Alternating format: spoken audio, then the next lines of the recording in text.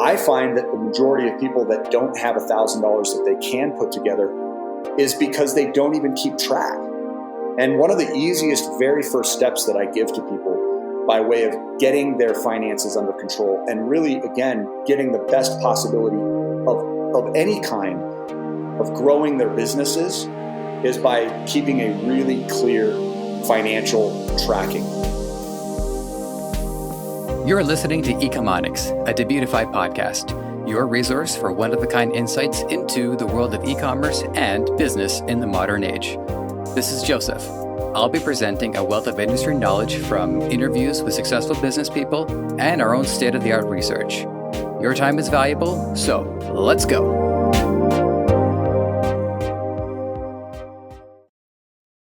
My conversation with Matthew Pillmore taught me some valuable lessons about how we view our finances. He's provided a ton of great information, including a one-of-a-kind cash flow cruncher you can check out this instant to get a grip on your own financial status. Would it help to do that before listening to this episode? I don't know. Try it out. Let me know. podcast@debutify.com. While there's a lot to learn from the questions I ask and the content I viewed, I also gained valuable insights just hearing about how he lives his life, the result of putting his knowledge into practice.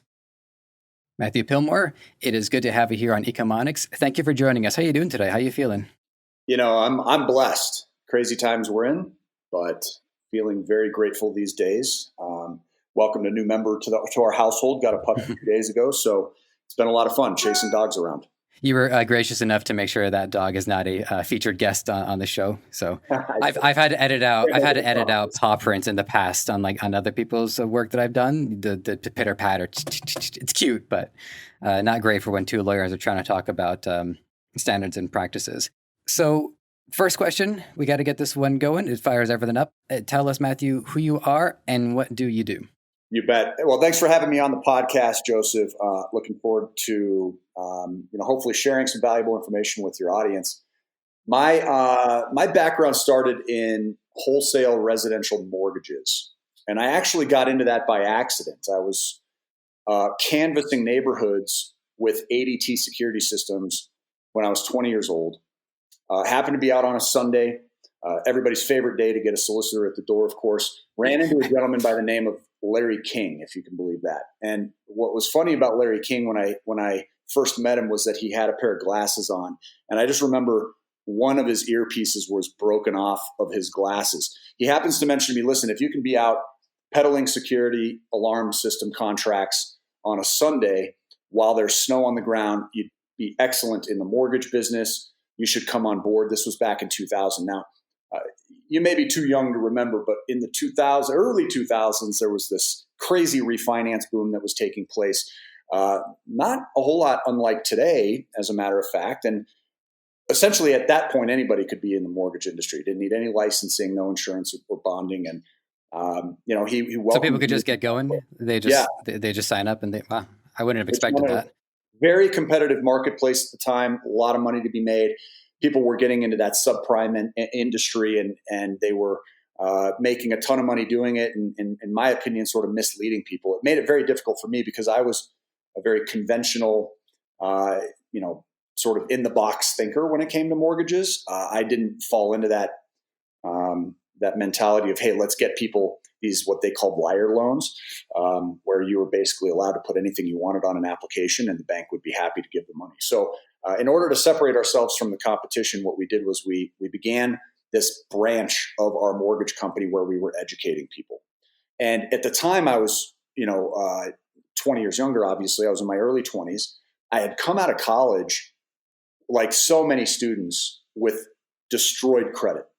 And because I was now in this space where credit was so relevant, I was really drawn to it. I became fascinated with the subject. At the time, there weren't platforms like YouTube or social media where there was a lot of information that you could dig into. The internet was fairly ambiguous when it came to the details behind these formulas. And so when we had the opportunity to make an investment into this mentorship program with two of the leaders in that space, we jumped at it. It was a scary decision. It cost a lot of money. We spent $15,000 as well as $300 a month to stay enrolled. And they provided some CRM software tools. And essentially we were able to become known as authorities in on the subject of both personal and business credit. And so by the age of 25, I was invited to a lot of various radio programs, a handful of television shows. And so, we just ended up sort of well known for our knowledge about building credit. And so by the time, I was in my mid 20s, it started to branch even further. I became just enamored with the subject to the point where I was almost second guessing why is this knowledge so important?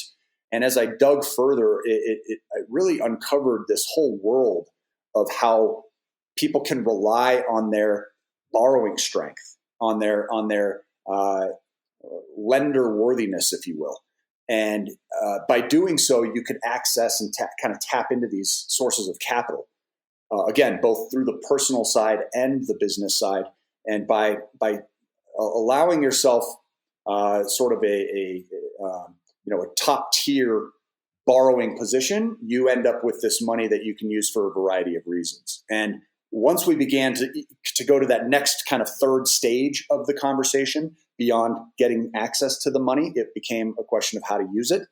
And we started to realize that almost everything we had ever learned in our lifetime, the traditional form of financial education, whether it be in the household or in schools, it was wrong. It's very much in favor of the banks, of course. It's very much tailored towards convincing people that they really should be worker bees, right? W-2'd employees versus out venturing on their own, and how to leverage these various types of capital to our advantage. And so I had a lot of great influences along the way that I'm happy to share on today's podcast. But ultimately, it led where we are today, where we connected what I call the 3 C's of proper banking and borrowing, which involves optimization of credit. The second being the acquisition of capital. That's on an annual basis. Every year, we're trying to get at least $25,000. That number can be even as much as $250,000. Much of it is we don't pay any money for by way of interest costs unless we use it. It's revolving. And the third step being the growth of cash flow. And cash flow is really my specialty. So where I educate people either in person or online, I'm teaching people how to grow their leftover net cash flow position at the end of each month, which then provides people the ability to make choices throughout their life. And that's lifestyle-based choices. Freedom comes from cash flow. And so we're very particular about doing our research and putting together mathematical equations that lead us to a favorable outcome with respect to living life by design. Mm-hmm. There's a lot of places that I can take this conversation, because you've given me a lot of different areas that we can go to. One thing that I want to establish as an understanding in regards to cash flow is what actually technically qualifies as that. Like, if I get a paycheck from my job, and the money left over from after taxes or expenses, does that count as cash flow? Is it essentially any money coming in, or are there parameters or restrictions to what actually counts? It's anything left over that you take home. So we don't count taxes, right? We don't necessarily take the withholdings that come from a paycheck. Cash flow is what's left over that enters into the home.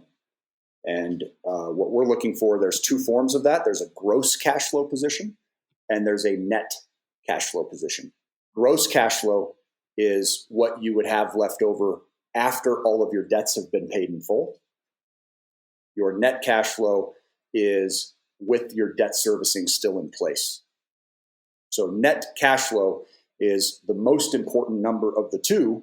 It represents where you'll be after all of your debts have finally been satisfied. And that's an objective that we teach. We teach our audience how to what we call beat the banks with respect to managing our leverage and our debt servicing. We pay it off on an accelerated basis. So a lot of fascinating strategies as to how to do that. Both mortgage and non-mortgage debts. Our typical students will end up paying their homes off in anywhere between 5 to 10 years, most typically. And there are some anomaly circumstances, myself included, where we've managed to pay off 30-year loans in well under 5 years. So a lot of really powerful ways of avoiding tremendous amounts of interest costs. That's fantastic. And one of the things that stuck out to me from earlier, from the answer to my question, is that you were saying how many students are coming out of school and they're burdened by debt. And I grew up, had a house, had internet, had food, and those are all things that other people would consider a privilege which is fair. But I got to say, one of, I think, the most amazing privileges that I have experienced is not having debt. My parents were willing to. They had money put away for college. They were willing to pay for it. It was a 2-year program. It didn't exactly break the bank. I wasn't trying to be a doctor, but the fact that I got out of college and I didn't have a significant financial advantage, but I had a neutral position, which I could take with me as I try to make my way into the marketplace, and that is massive. And I do feel for a lot of people who are burdened with this debt, because it doesn't just take away their ability to make investments and to try to thrive and to get themselves into a better position, but it eats away at their mental well-being as well. Oh, I completely agree with you. And there's also another side of this story. And I think, Joseph, this is where a lot of people go wrong. When I mentioned my influencers, the first person I really stumbled into early in my career was Robert Kiyosaki. And he's the author of the Rich Dad, Poor Dad series. Has really a cult following to it, especially in the real estate community, which I'm heavily involved with. And it really struck a chord with me, because here's this guy that's teaching a lot of the same concepts that I believed were true, by way of the education system leaving us without the knowledge we need to remain fiscally savvy. And I think that goes beyond fiscal responsibility in a lot of ways, because I think the traditional definition of fiscal responsibility is very much what you're describing here, right? How do we minimize our debt loads? How do we cash flow most things? How do we just pay for things with cash and avoid this heavy burden of debt? However, Robert Kiyosaki had this kind of revolutionary state of mind surrounding debt, right? And he was sort of the author of the good debt, bad debt conversation. Well, good debt is representative of leverage, right? Being able to borrow somebody else's money. He calls it OPM, the acronym, whereby you can then Okay, my mind went to a different place there for a second. Gotcha. Okay. Yeah. And ultimately, the good debt formula is where you're able to pull in speculated rates of return that exceed the cost of the money that you're borrowing. And in today's climate, that is extremely powerful, because I just closed on a mortgage on a property at 2.875%. That a lot of people would say, why would you ever pay that off? And as I grew my businesses, as I grew my real estate investing portfolio, I found myself growing far less comfortably by way of my debt load than I wanted. And I surpassed $1 million, and that was really my pain threshold, where I started thinking to myself, okay, and especially when you're in your mid 20s and it's the mid 2000s, those numbers were a lot higher than they even are now today. I mean, you're in California, it's hard to find houses that are less than $1 million. And so at that point, I'm thinking to myself, this is not something I'm willing to sleep well at night accepting. What can be done about this? Which is when I ran into another main influencer in my life, which was Dave Ramsey, another very, very popular personality, started on the radio, obviously huge on YouTube now. And he's completely the opposite, right? The pendulum swung all the way to the other side, whereby he's saying, hey, you should avoid debt at all costs, including but not limited to cutting up your credit cards. You shouldn't even be using credit cards that you're paying in full every month to earn rewards points from. And again, I'm sitting here looking at a lot of the advice given and really favoring a lot of it, whereas the other side of the story just seemed not to fit my narrative. I was interested in the banks paying me to use their product. And so what we really did was find a middle of the road there. It was a happy medium between the two. So it's not that I disagree with using leverage. I love the power of leverage. I think it's one of the most important key ingredients to massive acceleration to wealth creation, whether you're in the e-commerce space, an entrepreneur in any other industry, and or a W-2 wage earner who wants to diversify their investments. Ultimately, the second you use leverage, it becomes debt. which is my worst enemy. And it's fair to argue it's a contradiction. And yet the way I compartmentalize this financial philosophy, this religion, is that I just don't agree with the terms that I signed on the dotted line to get. The fact that I got a 30-year loan doesn't mean I have to keep it for that long. I'm able to get the leverage and, again, attack it as if it is a vulnerability and a weakness of mine, which it is. And if you go back to the collapse of the last market downturn of the economy in 2008 and several years beyond that, you'll find that the main exposure people had was their debt. It was the problem, and people were 11 million people or thereabouts were making their way to the bankruptcy attorney's offices and finding themselves starting over, and that can take a decade. So we've got to be very careful with that. I was in college when it was the 2008 financial crisis. And just a brief story. So that was when I first started doing podcasting, and I would rent material from the electronics department and invite my classmates to come on. And I was using a free podcasting hosting service at the time. And once the recession had hit, the podcasting service had to contact everybody and say, due to the recession, we can't afford to host this content any longer. And so my show got shut down. And we all had a good laugh, because I said, Joe, of all the people to be affected by the financial crisis, it had to be you and your podcast. So just I mean, for me, it's hilarious, and I love thinking back to it, but it's a ripple effect where this thing doesn't just affect a small pocket of people. It just comes in waves and waves. It hits this person, then it hits that person, connected to that person. And before you know it, the whole country and the whole continent has faced the impact of it. Beyond the continent, the whole world starts to face the impact. And so, but yet, putting yourself in a position of avoidance because of the fear of the risks involved, I personally think leaves a lot of opportunity on the table. And for those of us who wait to identify that opportunity, would you mind if I share a quick story with you here? By all means, I'd be happy to hear it. I just want to give you an example. So on Monday, which happened to be my birthday, I actually had an opportunity where we inked a deal on a new business. Now, I'm a serial entrepreneur. I do this all the time, where I start various random businesses, and much of the research and development that goes into some of the businesses we start leads us to a dead end where we ultimately figure out, hey, this is a deal breaker. This is not a business that we're going to continue to pursue. And we stop even before it starts. Now, this was a different situation. And I just kind of want to give, people optimism that, look, you can look outside of where you're at today. I'm definitely somebody that generates a lot of money through being online, being an influencer. And yet here we were inking a deal in the septic and sewer world. I've got this gentleman that lives in town with me. He's become a good friend of mine over the last 6 months. In fact, I needed him when I hired him for a property that I own in our town, and there was a leak under the sink. He's a local plumber. I live in a small town. There's only 3,000 people here.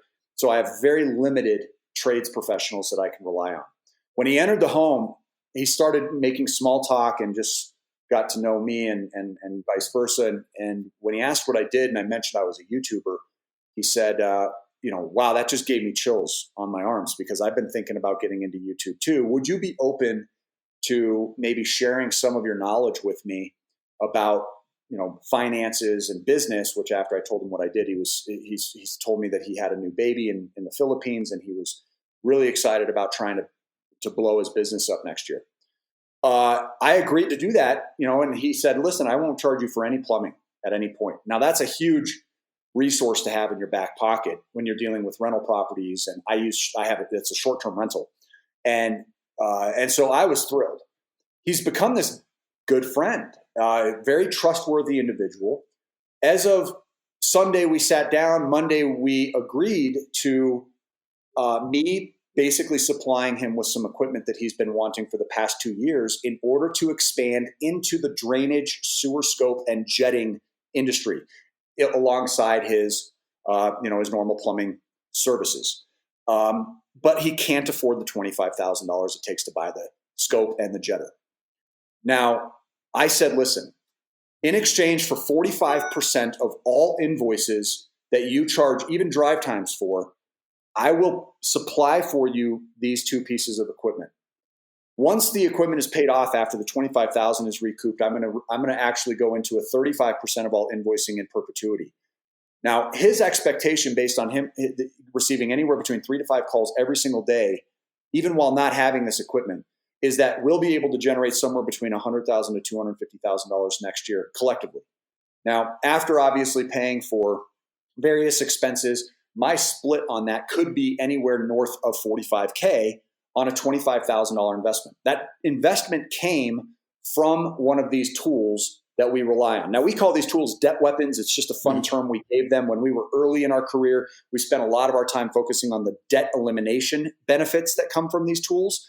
But the secondary and third benefits that are there involve being able to take $25,000 like I am in this situation for what I'm expecting will be a huge return on my investment, or just having access to the money as a safety net in the form of an emergency reserve, which is far different than what we were taught growing up. What we're taught growing up by way of emergency reserves is tuck money away in a cash account in the bank, savings or checkings, and those accounts will earn virtually nothing. Now, by me just simply taking this and putting it to work for me, I'm using the Robert Kiyosaki philosophy of leveraging other people's money into returns on that investment that are far superior than what it's going to cost me to give it to them. And then I'm able to repay it by using the Dave Ramsey philosophies of hating my debts, using a collection of techniques. I use a different technique than Dave Ramsey. It's faster, a little more complicated, but it saves future interest costs, allow me to pay things off more quickly. And I'm eliminating these balances in literally what I'm expecting to be somewhere around the 6-month mark if we're at $100,000 in revenues, not higher. If it's higher than that, I could recoup and pay that loan off in a matter of 1, 2, 3, 4, 5 months, right? There's no telling.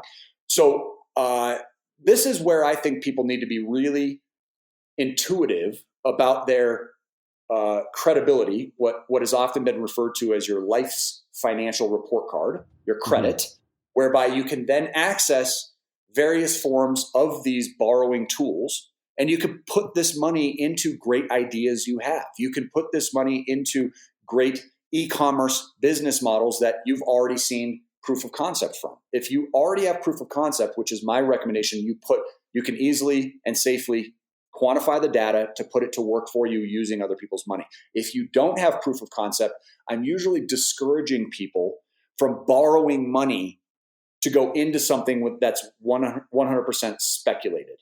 If it's speculative, use your own money, save up your money, and be ready and willing to lose it if it doesn't work out. Now, I'm usually discouraging people from building out their own business model or roadmap versus following somebody else's pre-existing plan that, again, has a social evidence to it, where they're able to take you by the hand and show you the ropes. I usually recommend people do that first. I did not follow that approach. We've invented multiple business models where we trailblazed, and it was extremely painful because we didn't have somebody else ahead of us taking all the arrows for us, like Russell Brunson likes to say, right? Go out. It's like walking through somebody's footprints in the snow. It's so much easier. So find somebody, but invest in their stuff with your own money, and then use other people's money to surge the momentum forward by way of getting access to capital that you wouldn't have otherwise if you had to sit back and save over an extended period of time. One thing I want to mention being in Canada is that I have firsthand experience of trying to walk in other people's snow steps. It's a lot easier when they have like a wagon or a sled or something, and then it's just the trail is laid out. So one thing I want to get your perspective on is just how foundational borrowing and lending is. Obviously, I was about to say culturally, and I don't think I'm wrong in that because money is really tied into most, if not all, of our culture.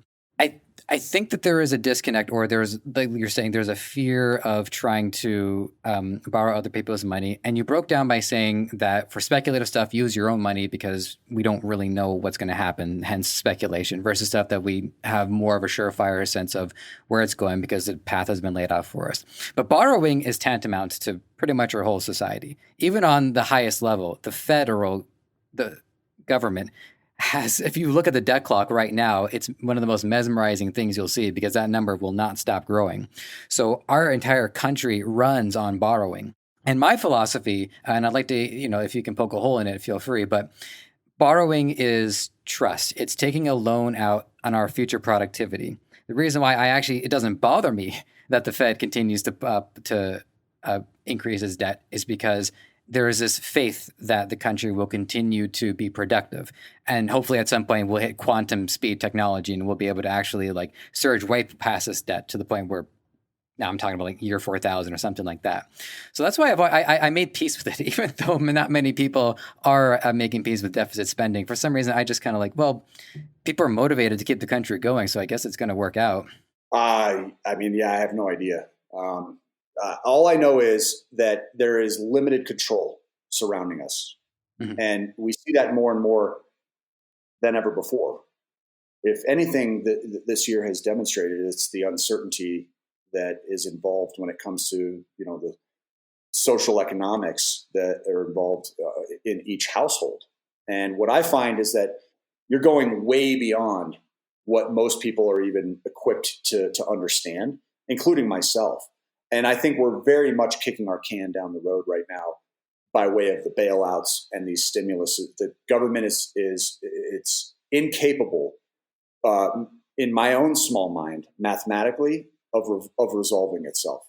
And that is why it is so much more important than ever before that we get things under control. Statistically, I'm not sure what the difference is between the US and Canada. However, it's been said many times that roughly 70% of people can't scratch together $1,000. That's a really big issue, especially when you suddenly find yourself in a global pandemic and jobs are on the line and people are unsure where their next dollar is going to come from. So my recommendation for people is to stop with the fear mongering, stop seeking fear mongering. I eliminated my Facebook 4 months ago. It's been the best 4 months of my life. Social Dilemma was a great eye opener for a lot of that. It's designed to keep us in fear. You got to remain as proactive as possible. Stay with the things that you actually have some level of control over. And I find that the majority of people that don't have $1,000 that they can put together is because they don't even keep track. And one of the easiest, very first steps that I give to people by way of getting their finances under control and really, again, getting the best possibility of any kind of growing their businesses is by keeping a really clear financial tracking. We provide a spreadsheet. Your audience is more than welcome to it. It's completely free of charge. We don't have any funnel that's associated with it where they might feel like this is some sort of a strings attached type of an offer. Simply go to cashflowcruncher.com to download it. It's a very simple Excel spreadsheet. I generally recommend people separate those between their personal as well as their business, have one for each. The personal household is its own ecosystem. The business is paying you. You have your own household expenses and your personal living expenses, whereas on the business, you're going to have its own income coming into the business by way of any of the revenues that you have, where you'll track the revenues for that as well as the business expenses, including one of which is the distributions to you that show up on your personal household cash flow cruncher. And what that will do is actually give you both the net and the gross cash flow that's there on average at the end of each month. And I recommend that you use these based on averages. And you can use an overarching average, and you can then narrow it into each month an updated version, because every single person has obviously a variable involved with their expenses. And some people have a variable involved with their income, especially e-commerce folks, especially as entrepreneurs, anybody who's self-employed, anybody who's commission-based.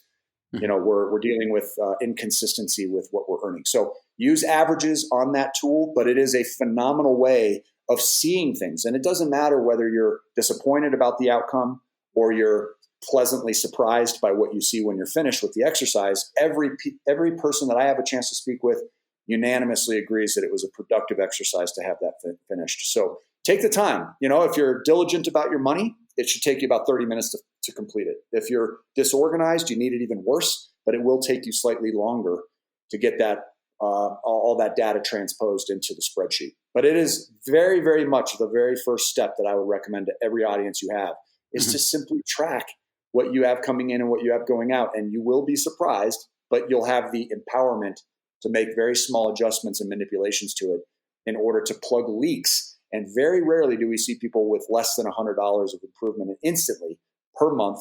And many people are north of 500, in some cases even north of $1,000 per month by just doing self audits periodically on that. From there, you can get a little bit more advanced. Our YouTube channel, VIP Financial Education, teaches tons of different ways that you can strategically use these debt weapon tools to grow your cash flow and to build your business with them. And one thing I want to point out too, and the reason why I'm including myself in this too, is that these poor spending habits, they tend to exist in a vacuum. Like each time I would take an Uber trip home, which not that often, but I have worse habits, like how often I might end up getting fast food. They're not perceived in aggregate. So when we don't look at our spending habits and in a big picture, then, this burger here just doesn't matter all that much. But then we look at, how many times have I actually bought these? How many times have I taken this trip? And then that adds up. And then you realize how much money you could be saving if you had that big picture view of yourself.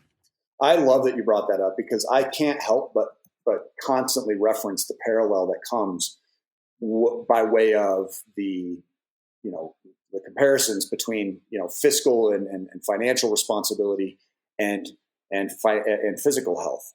They're very, very similar in so many different ways. So I couldn't agree with you more. And it's funny because if you're tracking what you're putting into your body, it's so much easier to make subconscious adjustments. And a lot of the reason that I ended up where I am today is just because I flat out rebel against a lot of the recommendations that were made to me throughout my lifetime. So much of it just felt like a slap on the hand, sort of a subconscious punishment of a lecture every time you're doing something you shouldn't do. It makes me want to do it more. Somebody says, "Oh, don't buy this, don't buy that." It makes me want to do it more. That's why I wasn't attracted to the Dave Ramsey philosophies, because it felt so restrictive. And I'm not a sacrificial type of person. I'm an abundance type of a person. I don't like scarcity.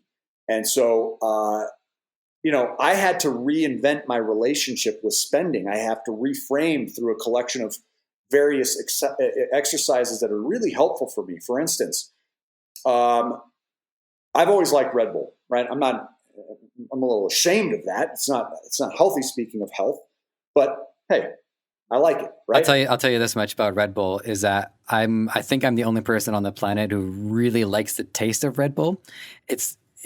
The caffeine, the energy side of it, but for me, I don't know, the citrus composition. I just love drinking Red Bull. I don't have it too often, but yeah, I don't know, something about the way I'm wired, I guess. Well, beyond the health aspect, it's obviously ridiculously expensive, right? $4 or $5 a can is easy to find. And when I'm standing there at an impulse crossroad, standing at a checkout, and I have the option of grabbing an ice cold can and dropping $4 on that can, I don't necessarily recognize that 4 can on the future interest cost impact is directly influenced by typically by 3 to 5 times of that face-to-face dollar, which means that if I just simply took that $4 and even attacked future interest on, say, one of my rental mortgages, I could easily, through the amortization calculator that's inside our cash flow cruncher worksheet, I'll see a $12 to $20 impact of that $4. So I look at this and say, well, hold on a second here, right? This can of Red Bull is $12. It's like, fuck no, man. I don't want the Red Bull anymore. And it's an easy decision for me to walk into without feeling like I'm getting the slap on the wrist or being restrictive and something I actually really want I couldn't have. No, it's me saying, well, it's not worth 12. So it becomes my own decision versus this sort of rebellious suggestion that people who are smarter than me have made to me. And so that has been a very positive influence to me. And I think if people only knew what the future cost of the typical things they're buying of every dollar, where it was going, people would just hold off on things more on a discretionary level. So that has been really helpful for me as sort of these mind manipulation tactics that sort of changed what I was taught growing up. Yeah, I noticed that I have a persuasion element inside my mind, inside my conscious. The persuader is constantly trying to talk me into certain things, and as soon as I find myself agreeing with them, I think, oh no, wait a minute, this is the persuader trying to get me to go back on a promise I made myself last week. Interesting. Very interesting. Yeah. I think that's good. Yeah. I mean, you've got to be able to, you got to stop that small talk. I mean, you're going to have that devil on your shoulder, and listen, instant gratification has become a real addiction for people, by and large, because of how easy it is to, to push with a couple of mouse buttons. You can get Santa every day. Mm-hmm. And one thing I wanted to express about how I've been able to at least get more of a grip on this is that anticipation is one of the best things about gratification. Waiting for something that pays off is where most of that good feeling comes from. So me personally, I limit, say, like, I'll go to Starbucks once a week, no more. Takeout once a week, no more than that. And that way it's given me something to look forward to on a week-to-week basis. It's given me a way to enhance my Monday and my Tuesday, knowing that on Wednesday I'm going to go get takeout. It's an excellent point. So there are ways to get more value out of our mindset just by limiting ourselves. Mm-hmm. Yeah, you're treating it as a reward. And you can celebrate too. There's a lot of reasons to do that. A lot of times with business development, I'm doing the same thing where I earn the upgrade. If I'm wanting to make a decent investment, I've got to make certain income objectives in order to then go out and invest into that next expensive investment that I'm, fingers crossed is going to work. But there's mm-hmm. always risk involved with business development. And again, I see all too often people who aren't necessarily great at follow through, and they're easily sucked into the next shiny business idea. And so the goal is to, again, get yourself into a position where you're generating rewards and you're creating celebrations that will then feed even more cash flow. And we've really, I want to say I invented this concept through parallel thinking called what we call lifestyle assets. And lifestyle assets are where we can essentially get anything we want and use it to grow our cash flow. So what most people would consider to be liabilities, like this $35,000 Polaris that I bought last year, that would by most definitions be considered a liability. But if I can use that tool as a tax deductible purchase on a property where it's being used as a utility vehicle, we can actually put that to work in our short-term rental.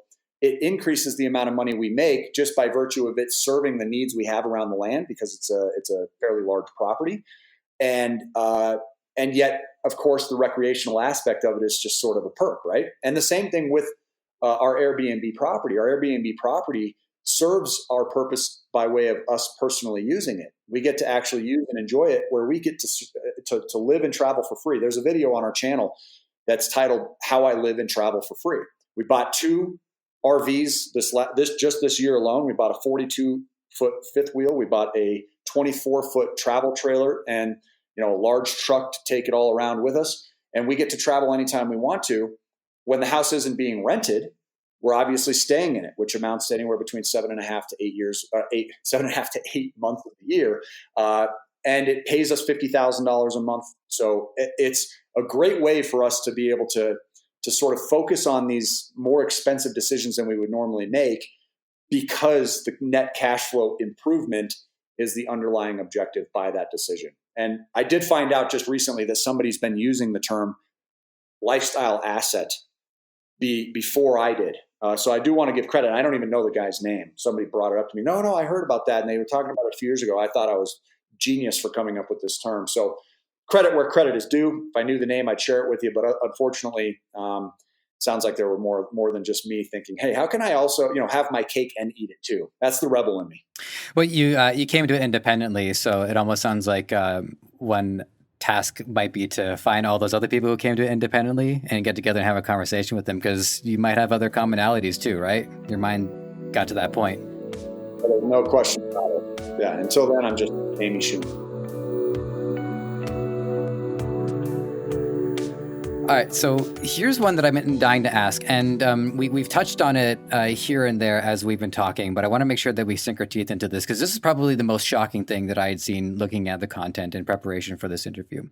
I went into it with some preconceived notions about proper money management. For instance, when given the choice between renting and owning, my preconceived notion is that owning is almost invariably the superior choice. And you have a video, by the way, that gets into that. The second one, and this is the one that seriously had my gears turning, is the futility of savings. And those aren't your words, those are my words. But the rate, basically what happens is if the rate of inflation exceeds the rate of interest, then that money over time is actually losing value. So I have an undisclosed amount of money in my savings. It's more than 10K. So, there's money there. For people like me who are now seriously considering what else we can do with that money sitting in the bank and generating interest that's not keeping up with inflation, how do we stop the bleeding? What can we do to start getting that money to go somewhere more useful? Well, you're exactly right. Putting money in savings is basically the same as your money just gradually losing value over time. And a lot of people don't realize it, but the concept of banking actually started in the 11th century in Italy, and they're essentially in the risk management business. They just take calculated risks, and that's obviously why credit is such an important piece to this equation. People put their money in the bank. They do that because of safety. They do that because of convenience. They do that because it's liquid, and then banks lend that money out through something called fractional reserve lending. Now, I don't want to get too deep into economics. I'm just not the qualified specialist on the subject, but I'm here to tell you just the basic concept behind fractional reserve, where for every dollar you deposit into checking and savings accounts, the bank has permission to lend out up to 9 times that dollar. So $9 gets lent out for every dollar you have in. If you have 10K in your bank, they have the ability to lend out $90,000 towards other borrowers. And that's how they make money. They make money by many services, buying and selling currencies, offering these savings deposits. They charge these service fees every month. They charge overdraft fees. They charge ATM fees. They offer credit cards, merchant services, etc. And the major problem with banks right now is that many of them moved away from the role of providing long-term financial products. Instead, they prefer these short-term gains that come with these higher risks, and ultimately, you're there putting your money in, getting very, very little out of it. Therefore, we're concentrating on maximizing each side of the balance sheet. There's only 2 ways to grow your cash flow, right? The first way is to make more money. The second way is, of course, to spend less money. That's it. Now, there are a lot of semantics on each side of that, a lot of options, in fact, arguably infinite options, especially on the make more money side of that conversation. On the spend less side of the balance sheet, and the reason I've always loved attacking and eliminating debt very quickly is because even if I'm paying low interest rate, even through promotional periods or even over a fixed term like a 2.8% mortgage, I want to pay that off still in 5 years because I'm going to free up that cash flow of the minimum payment obligation that I'm servicing. Even if a significant portion of it's going towards principal, I want the cash flow. But there are still restrictions on how much I can do. There's a maximum capability. I only have so much potential. I can slice and dice and save. I can go into the scarcity side of the spectrum where I'm a coupon cutter and I'm cutting 5 hours worth of coupons to save $90 on toothpaste. But for most people, the average household is really looking at somewhere in the low thousands capability, best case scenario. There are some people that are anomalies on much higher than that. They're big earners, high income earners, high spenders, and they can cut a lot. There are people that are much lower than low thousands and really can only cut to the extent of hundreds, maybe high hundreds every month. But in the end, thousands a month is not uncommon. It's the norm. Whereas on the income and asset side of the balance sheet, there's endless potential. You and I we have to agree that the potential is limitless.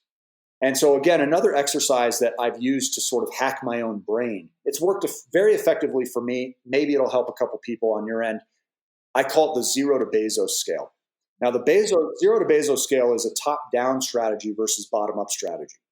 And when I was growing up, maybe you can relate to this, but I always reference the fact that my friends in school, if there were whispers around, recess that, hey, my parents make $100,000, those people were rich, man.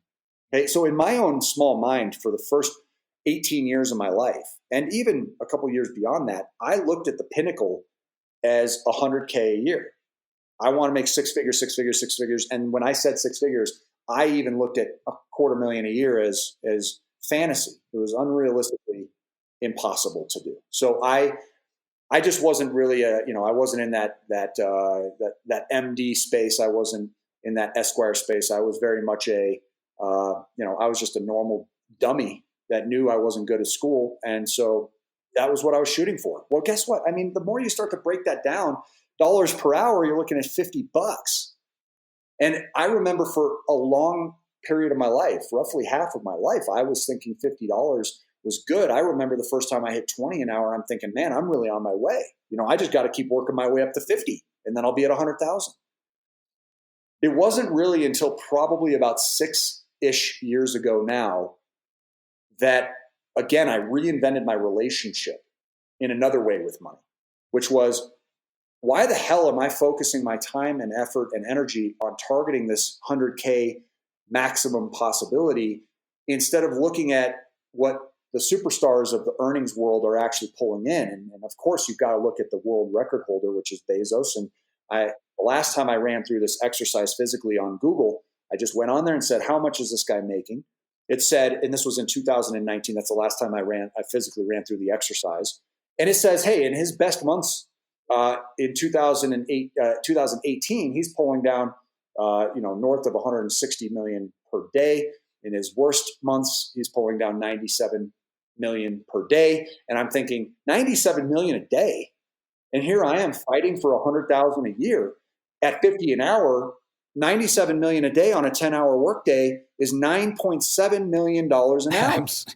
I have an easier time believing you met Larry King than I am believing that, which I fully believe it, by the way. But what you're saying just now, 97 million a day. By the way, it wasn't the real Larry King. It was just a random guy named Larry King. I just thought that was funny. I didn't actually meet the Larry King, unfortunately. All right, fair enough. Well, it's a good thing my story is a random stranger named Larry King, which I loved. And I found his glasses that much more amusing. So this idea of some guy who famously created something from nothing. He wasn't handed anything on a silver platter. This was not some nepotism. There's pictures, we've all seen it, of him in his garage or in his basement with a handwritten sign on the wall of Amazon. And we think to ourselves, 9.7 million an hour. If I'm only 1/10 of 1% as capable of this other human being, if he's that much better than me, that much savvier than I am, I'm still able to pull in $9,700 an hour. Why am I focusing on 50? And it was such a supercharge towards my initial transition into the online space, because the world is available to us online. And I transitioned from geographically isolated education, and I would step into rooms and educate people face to face, and I might sit in front of 100 people in one class, 5 people in another class, 300 in another. But I was really limited there too. And as I started to branch into the geographically boundless potential of the internet, it was a combination of that and my mentality shifting, that if I'm only focusing on $1 million per year at this point, I'm thinking too small, much less 100,000 a year. And so I want everybody here to realize that, yes, having your money sitting in checking and savings will do so little for you by way of your return and what the banks are willing to pay you at this point, that you will feel insulted for keeping your money in that account. And yes, by way of inflation, you will lose value of your money over time each and every day that goes by. It does not mean you have to rush and find a sort of higher risk place for your money to serve you. You can be patient and find a way for low risk to produce high returns. I think that there is a dangerous myth that risk is relative to reward. Mm-hmm. That is not true. You can find low risk, especially in online commerce, and you can have boundless potential with that. We're making $1 million a year. My very first year using ClickFunnels, I joined the 2 Comma Club with ClickFunnels. So it took me less than a year to generate almost $1.5 million online. And that was almost from scratch. I had a very small presence of roughly 7,500 subscribers on YouTube at that time. So it wasn't like I was starting from nothing, but we're at 229 or 230,000 subscribers today. So there's been a lot of progress in a very short period of time by just directing my focus towards that. And again, incredible amounts of money, hundreds of thousands per month that I never thought was possible in earlier years of my life. And now I look at it and say, this is bullshit, right? It's a perpetual discontent. And I think having perpetual discontent is important in general with how you operate your business, but also how you operate your banking and borrowing. You should look at any amount of debt as totally unacceptable. You should look at any amount of cash flow as totally unacceptable. And it should be a perpetual pursuit of progress and potential. And I think that's how the superstars do it. Because you were mentioning about the mindset that you had when you were in school. And I remember the mindset that I had was that once people were rich, they were disconnected from society. And so the only way to earn any living was to get other money from other people in the working class or in the middle class. And I know that's not true. I know that the wealthy are still participating in economics. I think it's just it can be discouraging for people to think that there's this barrier where if they're lucky, they'll get out. And because statistically speaking, not everybody in the middle class makes it into the upper middle class, and then upper middle class makes it into the wealthy and 1%, and then the fractions of the 1%. But really, it's all just mindset. It really all is just motivation and figuring out how each individual person has a route laid out for them to get there. I agree. And I also think that a lot of that mindset requires agility.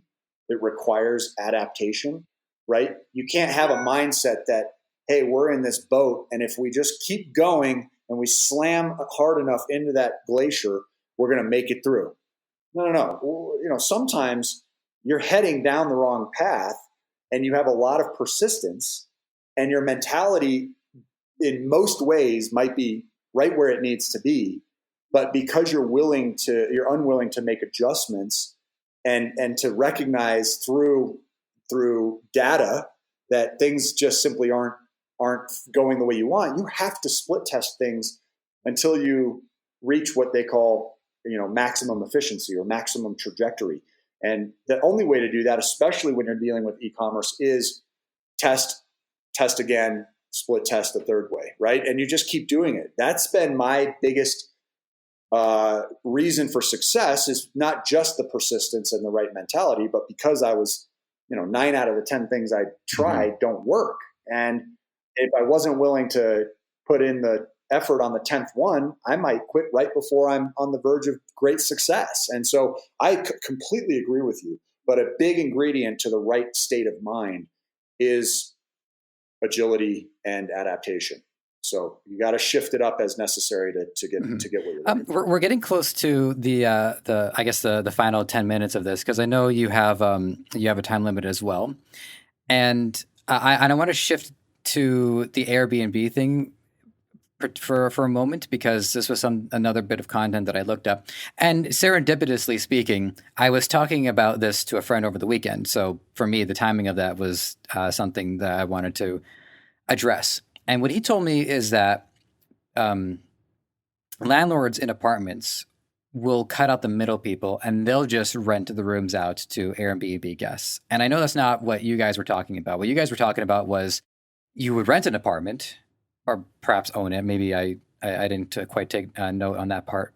And then whether it's being rented, which is doable, then it would just be serviced out to other guests. And then the revenue is 5x what a core renter might get. So this, I think, speaks to the adaptation and the flexibility that you're talking about. And it's also innovative too, because you have one person renting it, giving it out to somebody else, really maximizing the space, making sure that it's not going to waste at any point.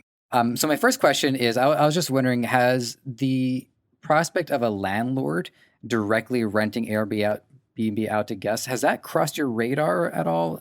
You don't have to like expound on it, but I'm just wondering if you've seen or heard about this particular part. Yeah, and again, I'll defer to at least one specific video. I'm still a student in the space. This was just a brand new business model I always found really fascinating. I've always loved real estate, and I've always been on the innovative side of things by way of what I call modern income. I think if you're not focusing on ways that people like yourself, people like your audience, people like me are making money, you're missing a huge opportunity because of the evolution of technology. If you just look back a short time ago, short-term rentals weren't even a thing, not in the sense that they are today, right? You had to stay in a hotel or a typical old school Airbnb where there was actually breakfast waiting for you in the morning and the homeowners were there with you. Again, there's a lot of new ways of doing things that I'm discovering by way of doing the same thing that you're doing here by inviting me on the channel, which is I reach out to those specialists. And there was this couple that I saw on Facebook as a member of the community. If I'm in an industry, I'm going in and trying to connect with as many specialists as I can. And I see this post that says, we're 22 months into our short-term rental business, and we've already broken $655,000 in revenue. We've broken 1,000 reservations for our first 22 months. We have over 800 4.9 average out of 5-star reviews. And I'm thinking, what am I doing wrong? Right? What is $50,000 a year doing for me? Now, I obviously acknowledge there are some big differences because we use our Airbnb for a majority of each year. And that's not what they're doing. So I reached out, I DM'd them through Facebook. I invited them to come on the channel and share their story. And it blew me away what they've managed to accomplish by being really clever about their short-term renting business. And essentially what they've done is a combination of things. The first 2 properties that they own were properties they purchased. One was hers, one was his. They came together. They ended up moving into one of the 2, rented out the other one, and then again, short-term rent out the other one and then fix up the basement of the one they're living in, and they're short-term renting both of those out. Those are the only 2 properties that they owned. Just like me, I own mine. But it required a lot of money down. Out of a $610,000 purchase, I put 20% in. That's $125K roughly. I ended up putting over-the-top decor and amenities in the thing. It cost me well over $200,000 just to get my property where I wanted it. Obviously, if I'm making $50 a year, not bad ROIs, 25% cash on cash. I'm happy with that, but I could have done a lot better. And what they started doing to grow their portfolio up to 12 properties was they started partnering with these landlords or the actual homeowners, where they would either go in as a tenant and sublet the property out to other guests through short term, very transparently. It was all agreed on the front end with the landlord. They're not doing it secretly. Then they began also partnering with landlords, the homeowner, by saying, look, let's split the money that's coming in. And what this has done is, it woke me up to this whole new way of allowing short-term rentals to serve me well, where for a fraction of the cost, I don't have to come up with a down payment, which I normally would. I don't have an 80% 30-year mortgage that I have to bury myself in debt with as I grow a portfolio. And the landlord, the homeowner, actually purchases all the furniture for the partnership. So it's been a really amazing strategy. I just had a conversation with that couple again last week on the channel. The interview's on the on YouTube. Check it out. And they broke the $1 million mark. This is now their 24th month. They surpassed their 2-year anniversary in October. So they're at about 25 or 26 months now, and they're already over $1 million of income. You know as well as I do that growing a business in 2 years that goes past $1 million is very difficult to do. It's unusual. That's an anomaly. So I was so impressed with their ability behind this. And they did it all with nothing, right? They did it with no knowledge, no coaches or mentors. Now they sell a coaching now, which if I were going into that space, in a different way that I am in now, and that's my intention at some point. I've stepped into other businesses recently that I'm focusing on, but when I choose to grow that, I will do it their way, right? And when I do it their way, I will do it with their blueprint, because I don't want to learn all the hard lessons that they've learned along the way if I can avoid them by just simply paying for their guidance. So I am a huge believer in mentorship. I'm a huge advocate for coaching. We sell it ourselves. We're very, very strict about who we allow in. I know that sounds almost gimmicky, but you got to understand we do all of our coaching one-on-one, which means that it takes a tremendous amount of our time to work with the right candidates. We'd rather work with people that we know are going to do well. It preserves our reputation. And anybody that Google searches VIP financial education will see that there are maybe 2 or 3 people that have ever expressed disappointment. Otherwise, we have an A+ rating with the BBB and an otherwise perfect reputation over 20 years. And you don't do that dealing with as many thousands of people as we have by mistreating folks. So we're very selective. I know Michael and Katrina are selective too. But to answer your question, that is one of the most innovative forms of how to get into the short-term rental market with very little money out of pocket and without with very little, if any, credit at all. So people who have bad credit can get into the space because they're not actually out borrowing mortgages for this approach. And I like that. The only downside to it is you obviously aren't collecting the assets that appreciate over time. And I think that given the crazy circumstances going on right now in the country, that's actually a much safer place to be, because you have rental moratoriums. These tenants don't have to pay rent. It can be pretty dangerous right now to be a long-term landlord, which I also am. I've been lucky; my tenants have paid, but we've heard horror stories, and they can basically just shut the door in your face and say, "Sorry, I'm not paying." That's scary.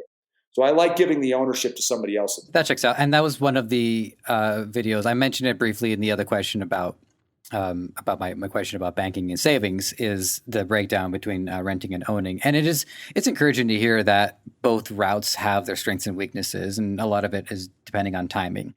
Can I add one thing to that? By all means. And I don't mean to cut you off, but I do want to elaborate briefly that the difference between a short-term rental business and a long-term rental business is the short-term rental business is a short-term net cash flow solution. Long-term tenants are not a short-term net cash flow solution. It's a long-term net worth solution. And too many times I see people confusing investing in real estate as a short-term solution to their cash flow needs. It is not. Half the time you will wonder whether or not your properties are making you more broke. You will be babysitting adults. You will be dealing with leaky toilets. There is a lot about it that is unattractive. And that is why people didn't survive the last downturn, is because they were towing the line of buying as much as they could, barely being able to afford it for an extra $300, $400, $500 a month increase to their bottom line. That is not enough to take on that kind of debt at this point. You need to solve the short-term net cash flow equation, like Michael and Katrina have done, like I have done in many other ways, and then take that surplus of cash flow. If you build your cash flow to 10,000, then 25, then 50, then 100,000 a month, if you have an extra 100,000 a month left over after your bills are paid, after you go to restaurants once they're open again, once you buy things online, and that's really an overage, the next best question is, what do I do with all this? It's the best problem to have. And taking that and then buying long-term rental properties that you can short-term rent out, taking on the asset because you can put so much more down and you can cash flow so much more highly and have such lower risk levels, is, in my opinion, the best formula to follow. And nobody talks about that. Everybody on YouTube is making it, they paint this picture like long-term buy and hold real estate is this sure way of success. And I don't believe that to be true. I think you will never rent a yacht in Europe because you have rental properties at home. You'll never go, wow, this is because of my rentals. You can do that with short-term net cash flow solutions, which includes short-term rentals as an example. It also includes e-commerce in many, many ways. Lots of ways you can get into e-commerce and solve the short-term net cash flow equation. But long-term rentals, in my opinion, long-term investments should be the last step of your investing versus falsely painting it as something it isn't. Just one additional observation I wanted to add on to that too is it makes a great deal of sense to rent it out for short term because it gives you a chance to make sure you know what could go wrong. Like if there's something wrong with the toilet or something wrong with the shower or the sink. I'm seem to be hung up on plumbing because of what you talked about earlier. If somebody ends up going in 2 weeks, they leave a review, at least you know. And then you're more prepared for longer term renters where the problem could be a little bit more pronounced or protracted. What if they don't tell you about it? And the toilet just leaks and leaks and leaks. And we go into short-term rentals with a long-term rental contingency plan. So a plan B is we end up with a long-term rental by accident with a short-term rental as intention. And the long-term rental has to supplement the need of the cost of the property, right? If my mortgage is $2,500, I'm not going to buy that property if my long-term tenant rental capabilities are $2,000. I'll be upside down by $500 a month. So it has to play into the decision. My intention is to short-term rent it. But if for whatever reason the county says, hey, no more short-term rentals, that's beyond my control. So we have to have a plan B for that acquisition. Otherwise, we end up stuck with assets that become liabilities. It's very careful to focus more than any other area on cash flow. Matthew, I got to say, I'm going to need to listen to this episode again because you've given me so much great information and I'm doing my best to absorb it. And I can't wait to go back and unearth so much more of what you talked about. But I think we're out of time. I don't know how much longer I can keep you. So to our listeners, what we've done today is just give you a window into what Matthew talks about. And I strongly recommend you go to the YouTube channel and sink your teeth into all of this because a lot of the people on my side, a lot of my listeners, they're in the e-commerce space, things are going well and they're generating money and they might be asking, what do I do with it next? And so go to Matthew's channel and you will find out what to do with it next and how to properly apply it to improving your life going forward. So Matthew, I want to thank you. This has been fantastic. I also want to thank my own body for not drying my voice out. Sometimes my voice dries out and I'm trying to figure out a remedy to stop it from happening. So I'm giving. Sounded great. Yeah, I appreciate that. It was. If you have any last minute wisdom, not that you haven't already dispensed plenty, but I like to give people a chance just in case there was a question you're hoping I'd ask. I didn't quite get it out, so I'll let you have the floor one more time. And while you're at it, let people know how to reach out to you. Well, I appreciate that. Yeah, I cannot reiterate it too many times. I'm just going to reemphasize the fact that you need to download the Cash Flow Cruncher and track your numbers. Track your numbers if it's the one thing you take away from this. If you're listening to everything else saying, what is this guy rambling on about? I don't understand the power of leverage and borrowing money and using credit. Fine. But at least go in and get your Cash Flow Cruncher and track what's coming in, track what's going out. You can make adjustments that will absolutely be worth your time.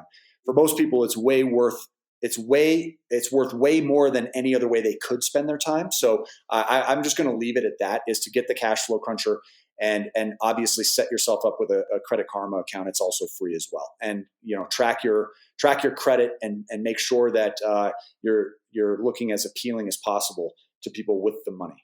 You want people to want to give you money. Okay.